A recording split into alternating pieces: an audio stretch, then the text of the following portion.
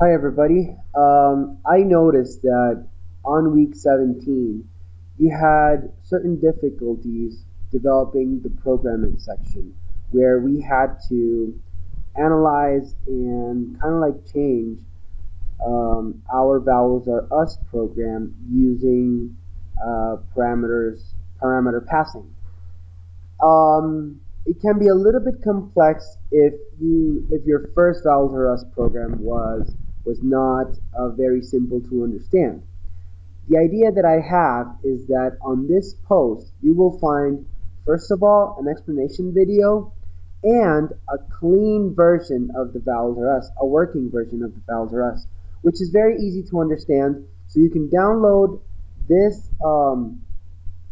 code and start from there. If you develop everything and you follow this explanation video, you are able to submit and you will have credit for the Vowels R Us Reloaded program. Okay, so let's understand first what we need in our program. And basically, parameter passing talks about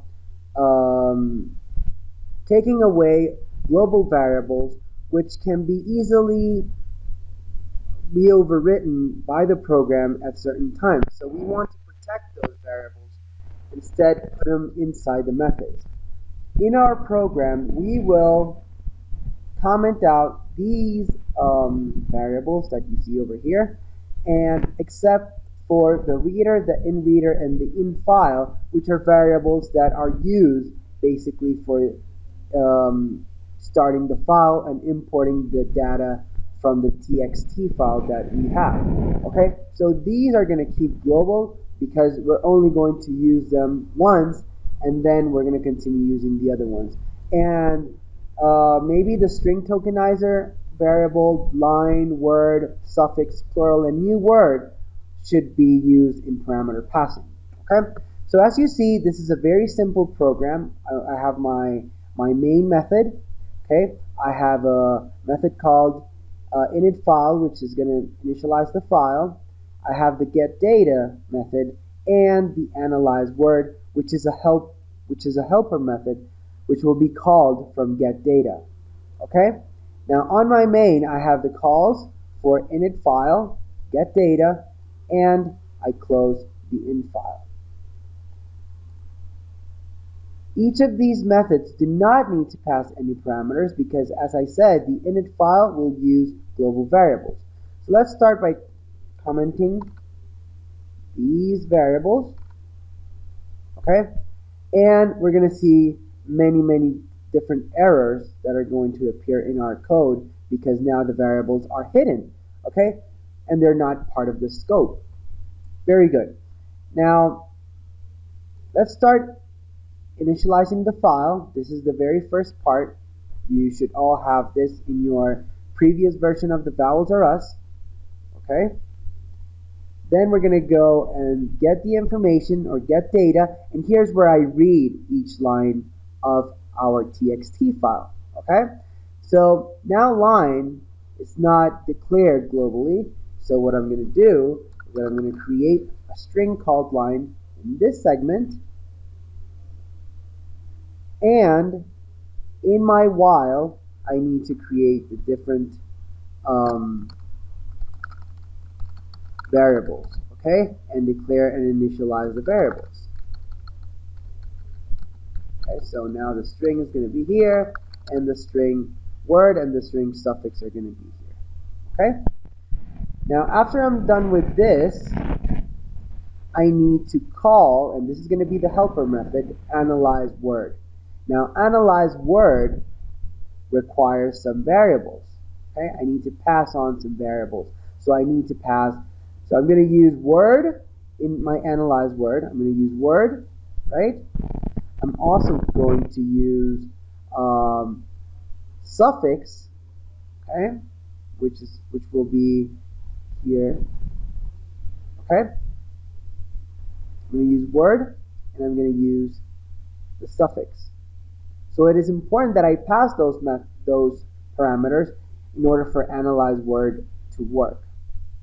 So in my formal parameters, I need the string word, and I need a string called suffix. Okay? Since none of these are global variables, there will not be any shadowing, since I'm not going to overwrite a global variable using a formal parameter or using a local variable. Okay? So in this case, this word that I'm using here on my get data, it is not the same as the word that I'm using as a formal parameter. Okay? They are different. I am using the same word because it's easier to understand. But I can name it A or B, and then instead of word.length, I would call it A.length. Okay? Now, analyze word needs actual parameters, and here's the error that I find.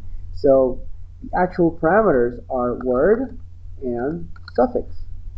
Okay? Now, analyze word can work. Okay? Now I have passed word and suffix, and now the program will actually work with these variables. Okay? They are declared completely locally. Okay? Now let's understand that when we get to the if statement, okay? Now here we have if the word ends in two vowels or two consonants, and that would be one of the conditions of our program. Now the plural is a local variable that wasn't declared anywhere, and every time that it goes in an if, it can be hidden by another condition. So you need to declare those variables in every single condition or every single if. That's why string plural needs to be declared here. New word also. Okay, and now if this condition is not met, then the else will not know that those strings were declared. That's why every time that you go into a condition, you need to declare the variables. Okay, now the second condition, if the word ends in a single consonant, do not know that plural was declared in the previous condition, so you need to do it again. Okay, the same with new word. So here it's clearly that the scope of a variable is very important, and it is the region of code which is delimited by brackets that define that variable. So you have to be very careful. Okay, so it's very simple. We just declare those variables that are missing in each of our conditional statements.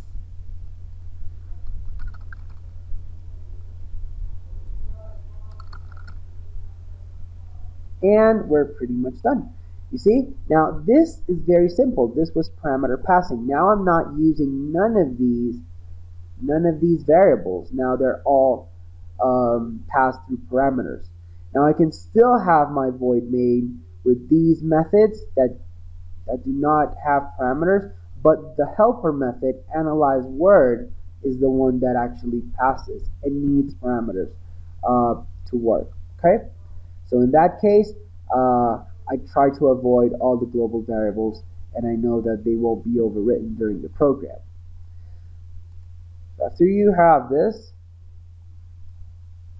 let's see if it works the same way. Okay? And here's our program. This was the very first txt file. You might get the new version of the txt file, okay, where it has more names and more lines. Okay, but it should work exactly the same for any amount of lines. So after you're done with this, if you want, you can modify the same program that I'm giving you, or try to do this on your Vowels R Us version. That way I can give you credit for the program it of week 17. So good luck, and I hope that you understand parameter passing.